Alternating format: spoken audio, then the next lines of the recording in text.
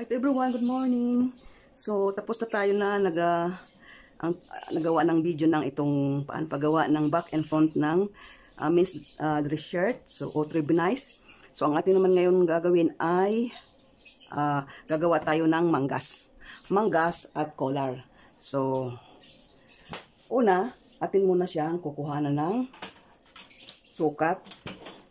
Itong front and back na armhole. So, yung dito, inalis natin yung 1 inch doon nilagay natin. So, ito, isasama natin pag sukat ng front. Ito. So, yan. Sukatin natin. So, ang sukat ay 10 and 1/4. So, 11 and 1/4. So, ang front ay 11 and 1/4. 11 and 1/4. And then, ating susukatan ang back. So, ang back ay 7 and 1/4. Hanggang doon, tapos nag-minus tayo ng ano dyan. So, ang sukat natin, 10 and a half siya. So, 10 and a half. 10 and a half. Yun ang sukat ng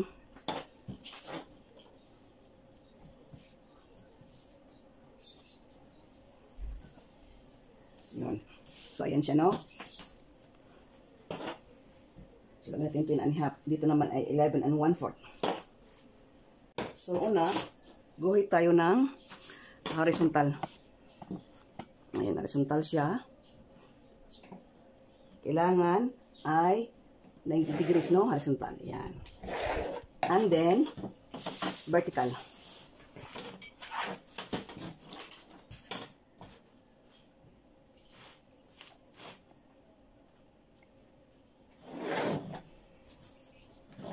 Diretso natin yan.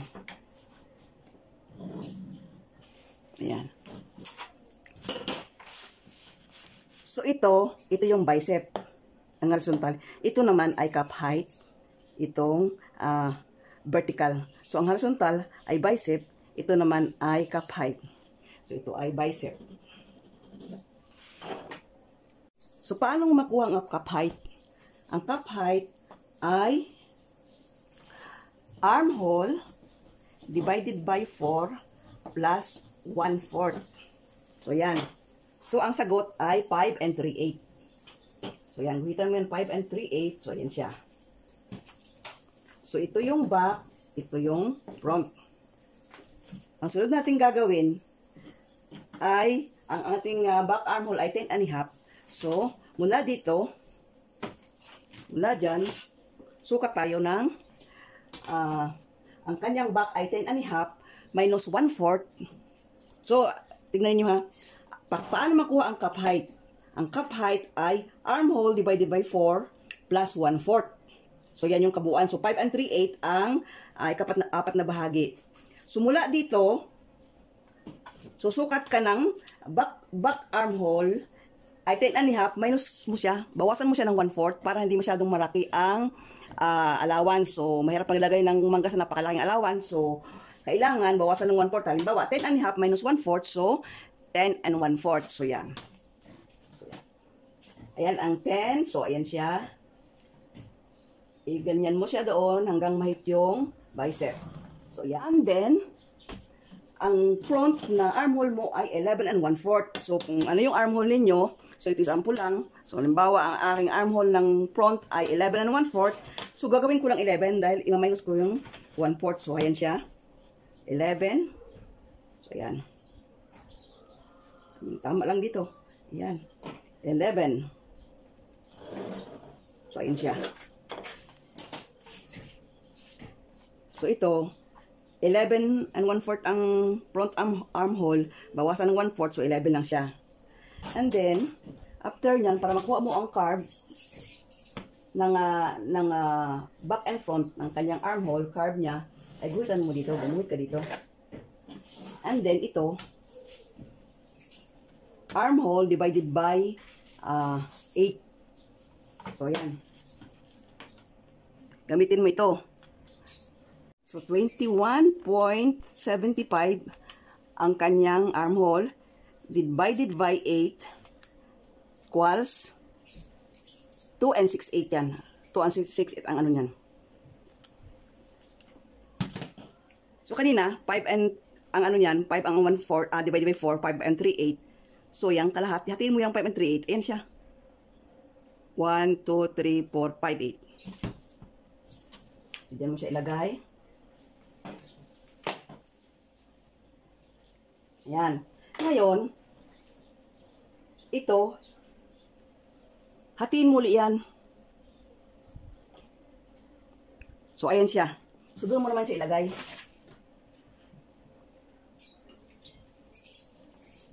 So, ayan siya. So, ito, armhole divided by 8. Armhole divided by 16.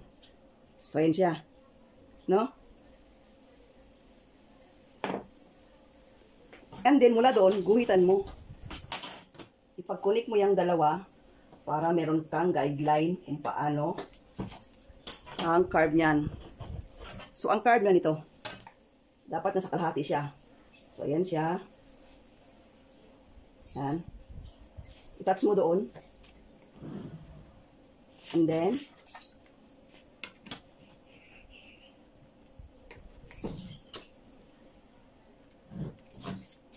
so, yan ang kanyang armhole.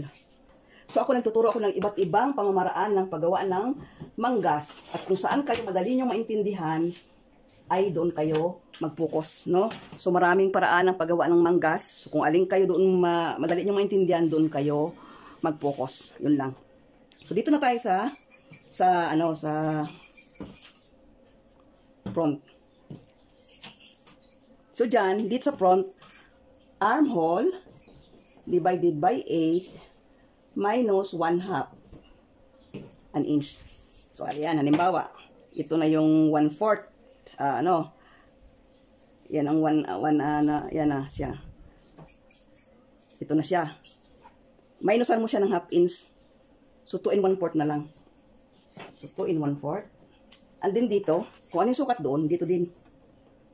So, armhole divided by 8 minus 1/2 inch, yan yung kanyang, ito. Yan yung guhitan mo yan. Para lang ito sa guideline ng armhole carve, ng kanyang sleeve na carve. So, ito mga paraan ito ha. So, mga paraan ito.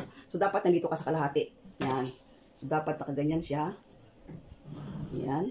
And then, dito din, dapat nandito ka sa kalahati. So, ang dami ko dyang kuwan ng armhole o ng sleeve kung paano. So, ayan, nandiyan na tayo. Ito ang front. Ayun ang back. So, tandaan ha. Ito, armhole divided by 8 minus 1/2. Armhole divided by 8 minus 1/2. So, ayan. So, ito na, tapos tayo dito, ito yung bicep, no? So, dito naman tayo sa length ng sleeve. So, ang length ng sleeve ay 20. 22 and a half minus 2 and a half. So, magiging 20 lang yung ano niya. So, yung cup niya, yung kanyang punyos, yon ang 2 and a half.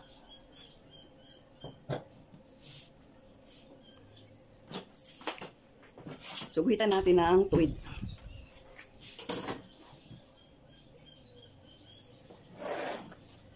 So, usually, ang ginagawa ko dito, sa manggas, ay nagpakas lang ako ng allowance, no? So, dito, inyo agad bawasan ng 1 inch to kabila ay 1/2 inch, kabila ay 1/2 inch. So, 1 inch ang ibabawas nyo sa laylayan. Sa hem ng inyong, ito yung pinaka-tax niya. Plus 9 and a half ang kanyang punyos. Kasama na yung pag-overlap ng ano. So, ayan siya, 9 and a half. So, i-divide mo ang 9 and a half. So, alam mo na kung ilan ang ibabawas mo dyan. So, halimbawa, 9 and a half plus 1 inch na tax. So, 10 and a half. Plus 1/2, so 11. So, magiging 11 yung iyong manggas. So, 5 and a half ang hem niya. Ayan. Magiging 11 yan. So, ayan siya. So, kagagad kayong, gagawa kayo ng true binize, ng long sleeve. ay magdagdag agad kayo ng 1 inch for dito sa gitna. And then, yung cup height, yung kanyang unyos o cup ay ating i-describe ko sa inyo mamaya after nito. So, ito na yung kanyang kwan ha. So, ito yung hem niya, ito yung tuck niya. So, ayan siya. Yan. So, dito sa hem. Dito sa back, hanapin mo ang gitna. So, hatiin mo sa gitna yan. Find the midpoint. And then, guhit tayo ng 3 inches para sa kanyang slit. Paglalagyan natin ng placket. So, ayan siya. Yan, ito ay 3 inches. Up. Katapsin mo ito, hatiin mo yung itong kabilang side ng back side and then 3 inches. So, ayan yung kanyang manggas. So, dito tayo naman sa kanyang placket. Or doon sa kanya muna tayong cup. Sa cup muna tayo. Sa cup,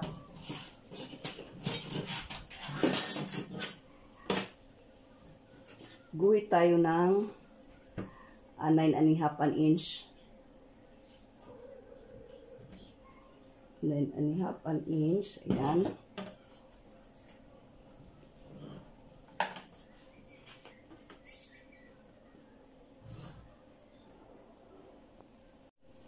So, halimbawa, ito yung manggas mo, 9.5. Mag-add ka ng taga-half inch para sa kanyang pag ito ay nilagyan nyo na siya ng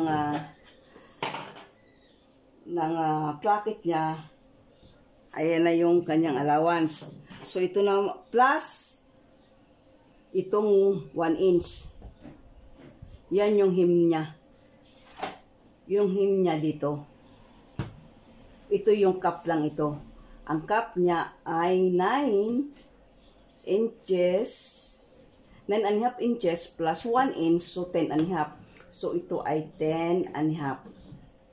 Ang kanyang cuff. So, ayan siya.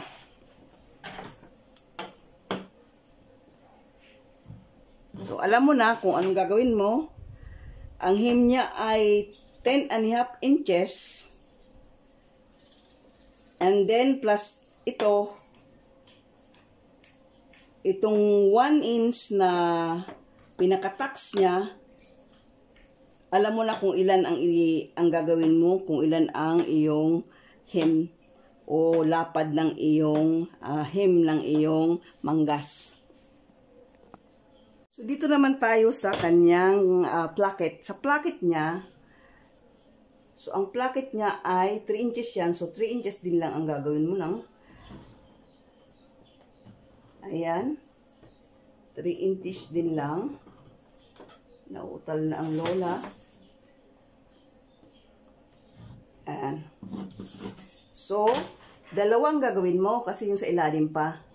Pinaka-allow niya. So, ayan siya.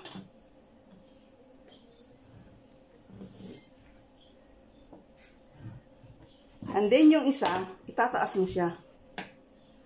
Itataas mo yung isa. Pwede mong gawing kwadrado, pwede mo siyang gawing ganyan. Diba? Ayan. And then, lagyan mo siya ng 1/4, 1/4, 1/4, 1/4 na allowance. Ayan, paikot siya. 1/4 allowance. Ayan. And then, itong baba, kung ano yung allowance mo dito sa iyong hem ng iyong sleeve, kaparehas ng ano dito, ng allowance sa baba. Pero ito 1/4 paikot, no? Paikot yan. Pwede mong gawing kwadrado itong shape niya, pwedeng mas matilos pa, so nasa sa iyo yan. So ito yung placket. And then yung sa ilalim, ito yung top placket, sa ilalim naman ay 3 inches din ang iyong gagawin. Yan, 3 inches.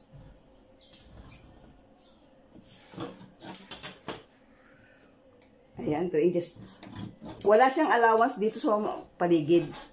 Dito lang sa baba. Kung ilan ang allowance nitong hem nito, yun ang allowance ng baba. And then ito, magiging ano ito eh. So, ayan siya. Yan. Magiging ganyan ang kalalabasan niya. So, ayan siya. Ito yung sa loob. Sa ilalim. Ito naman yung sa ibabaw. So, ayan siya. So, tapos na tayo sa sleeve, no? So, susunod collar. So, ito munang sleeve and then susunod ay collar. So, sana may natutunan kayo sa aking pagtuturo na ito kahit hindi natapos yung aking pagtuturo ng kung paano tahiin dahil rush itong tinahi kong Trubines na ito. Kinuhanan ko siya pero inuna ko muna yung paano pagtahi. Hindi ko nga natapos dahil kinuha na. Nagmamadali na ako. So hanggang dito na lang. God bless everyone. Please like and share para kung sinong gustong matuto ay mapanood niya ito. Itong tinuturo ko sa inyo ay ginawa ko ito. Hindi ito yung pattern lang, kundi ito ginawa ko. Na i-share ko sa inyo. Have a good day.